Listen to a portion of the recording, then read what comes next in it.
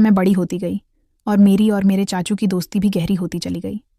इस वक्त मैंने नई नई जवानी में कदम रखा था और अपनी सहेलियों से मर्द और औरत के बीच के रिश्ते के बारे में नई नई बातें सुनी थी। चाचू से दोस्ती इतनी गहरी थी कि मैं अपने चाचू से हर बात शेयर कर लेती थी और मुझे चाचू से बातें करके बहुत ज़्यादा सुकून मिलता था।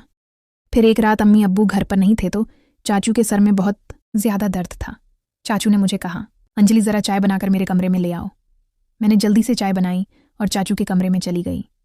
चाचू ने चाय साई टेबल पर रखने को कहा। मैं चाय टेबल पर रखकर वापस जाने लगी थी कि चाचू ने मुझे पकड़ लिया और कहने लगे कि आज घर पर कोई भी नहीं है, तुम्हें अपने कमरे में डर लगेगा, इसलिए आज मेरे पास ही लेट जाओ, मैं तुम्हें एक वीडियो दिखाता हूं। चाचू ने मुझे अपने बिस्तर पर लेटने को कहा। मैं चाचू के बिस्तर पर लेट गई। चाचू मुझे वीडियो दिखाने लगे। उस वीडियो को देखकर मेरी आंखें हैरत से फटी की फटी रह गईं। और फिर चाचू मुझे बोले, चलो हम दोनों भी मिलकर ऐसे ही। हेलो दोस्तों, स्वागत है आप सभी का हमारी एक और रोमांचक कहानी में। उम्मीद करती हूँ कि आपको यह कहानी बेहद पसंद आएगी। मेरा नाम अंजलि है और मेरी उम्र 15 साल है। अभी मैंने 9th क्लास पास की है। मुझे पढ़ने का बहुत शौक था, लेकिन मेरे अब्बू मेरी पढ़ाई के खिलाफ थे। मैंने अम्मी और चाचू से कहा कि मैं आगे पढ़ना चाहती हूँ, तो आप दोनों प्लीज़ मेरी मदद करो और मेरे अब्बू को राज़ी करो। अम्मी ने अपनी तरफ से बहुत कोशिश की, लेकिन अब्बू नहीं मान रहे थे, क्योंकि उनका कहना था कि आजकल कॉलेज में पढ़ाई कम और आशिकी ज़्यादा चलती है। तभी मेरे चाचू ने अब्बू को समझाया और एक तरफ से मेरी गारंटी ले ली कि मैं ऐसा कुछ भी नहीं करूँगी और सिर्फ पढ़ाई करूँगी। तब जाकर अब्बू मेरे कॉलेज जाने के लिए मान गए और चाचू से कहा कि आज से अंजलि की जिम्मेदारी तुम्हारी है। अगर उसने कुछ उल्टा सीधा काम किया जिससे इस घर और ख़ानदान पर कोई दाग लगा तो अंजलि के साथ साथ तुम्हारी भी खैर नहीं है। चाचू ने अब्बू से कहा कि भाईजान आप फिक्र ना करें, मैं अंजलि की हर हरकत पर नज़र रख लूँगा। मुझे इस वक्त पता नहीं था कि चाचू के दिल में क्या है और वह मेरी इतनी हिमायत क्यों कर रहे हैं।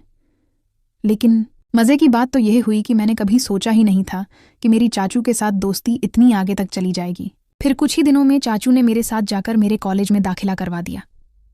पहले पहले तो मैं खूब दिल लगाकर पढ़ाई करने लगी और कॉलेज में किसी के साथ ज़्यादा फ्री नहीं होती थी। जो भी कॉलेज में होता वो रात को मैं चाचू को घर आकर बता देती। चाचू भी मेरे साथ बहुत ज़्यादा फ्री होने लगे थे और मुझे लगा कि वह मुझे बहुत अजीब नज़रों से देखते हैं, क्योंकि मेरी चाची गांव में रहती थी और चाचू नौकरी के सिलसिले में हमारे घर पर ही रहते थे। फिर कॉलेज में मेरी दोस्ती एक लड़की से हो गई, जिसके साथ दोस्ती करने के बाद मेरी ज़िंदगी बदलने लगी, क्योंकि उस सहेली ने मुझे बताया कि उसकी मंगनी हो चुकी है। उसने मुझे एक दिन अपने मंगेतर से मिलवाया भी था। मेरी सहेली ने मुझे बताया कि हमारी अब शादी तय हो चुकी है, इसलिए हम दोनों अपने रिश्ते में पूरी तरह से खुल चुके हैं। हम दोनों में कोई पर्दा नहीं है। इसके बाद मैं अपनी सहेली से वो सब कुछ जानने की कोशिश करती जिसे जानने की शायद मेरी अभी उम्र भी नहीं थी, या फिर मेरी उम्र ऐसी थी कि मैं यह सब बातें जानकर आसानी से गलत रास्ते पर चली जाती। और फिर ऐसा ही होने लगा। मुझे भी उन बातों में दिलचस्पी होने लगी। मेरी किसी लड़के से तो दोस्ती नहीं थी, इसलिए मैं जब भी ऐसी बातें सोचती तो मेरे दिमाग में खुद ब खुद चाचू का ख्याल आ जाता और फिर मैं अपने दिमाग को झटक देती और खुद को कहती कि अंजलि ये सब क्या है, ये क्या बेहुदा बातें सोच रही हो, वो मेरे चाचू हैं।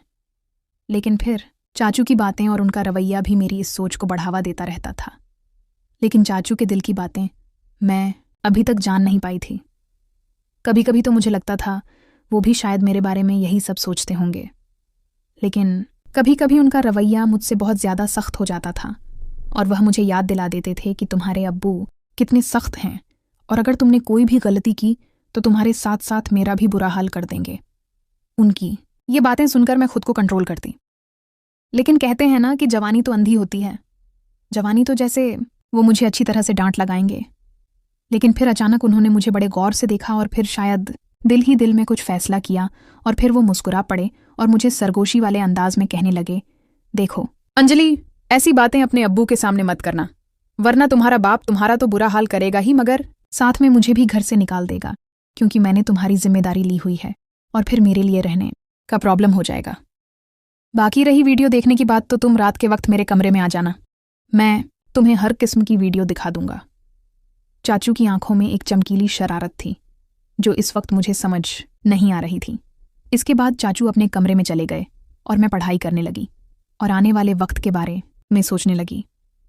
अब मेरा दिल किताबों में नहीं लग रहा था और बस रात को क्या होगा यही सोचने लगी।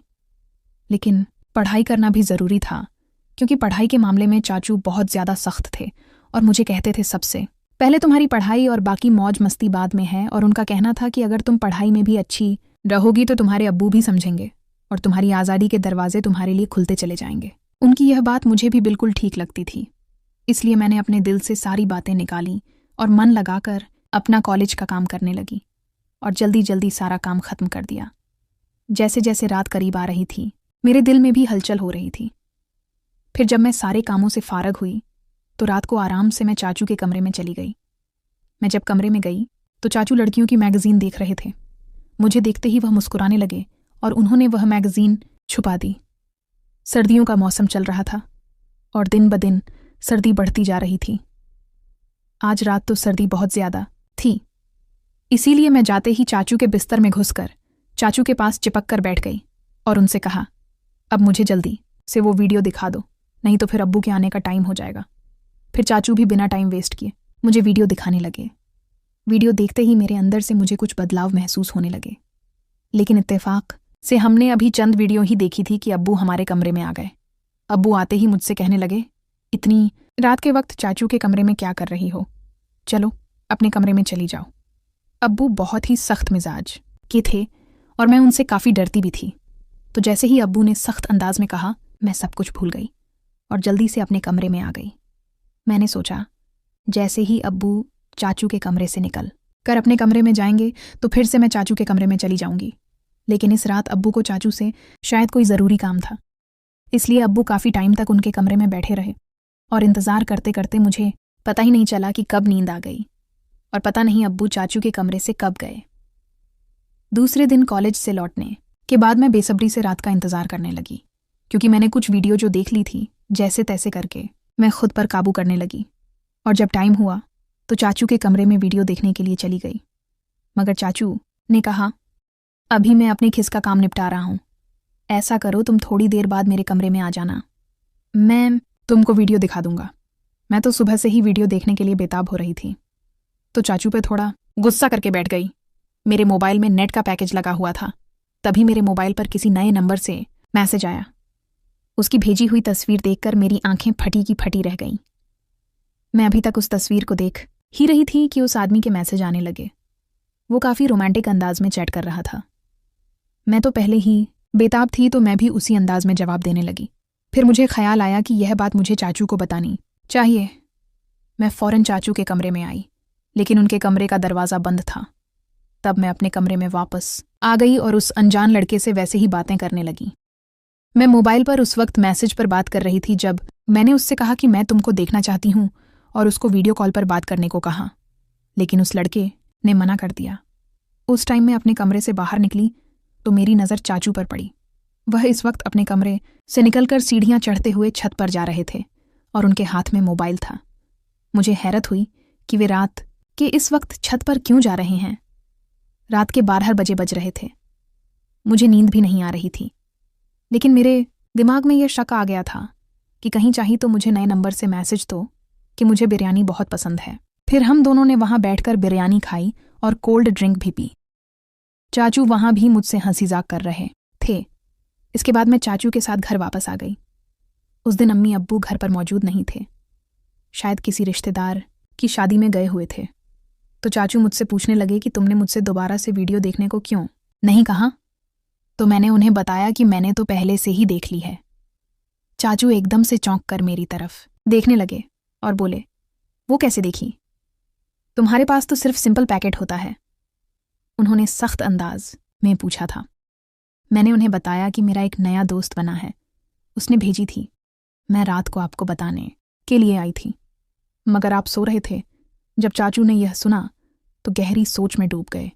वो बोले, तुम अभी जाओ और अपने कपड़े चेंज करके आ जाओ। मैं अपने कमरे में चली गई। जब मैं वापस आई तो देखा कि चाचू मेरे मोबाइल पर कुछ तलाश कर रहे थे।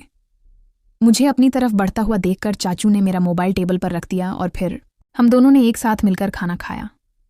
मैं खाना खाते वक्त चाचू की तरफ देखती तो मुझे लगता कि चाचू मुझे अजीब निगाहों से देख रहे हैं। मुझे ऐसा लग रहा था कि वो मुझसे कुछ कहने की कोशिश कर रहे हैं, मगर वो कह नहीं पा रहे थे। मैं दिल ही दिल में सोचने लगी, चाचू अब कह भी दो ना, मैं आपको मना नहीं करूंगी।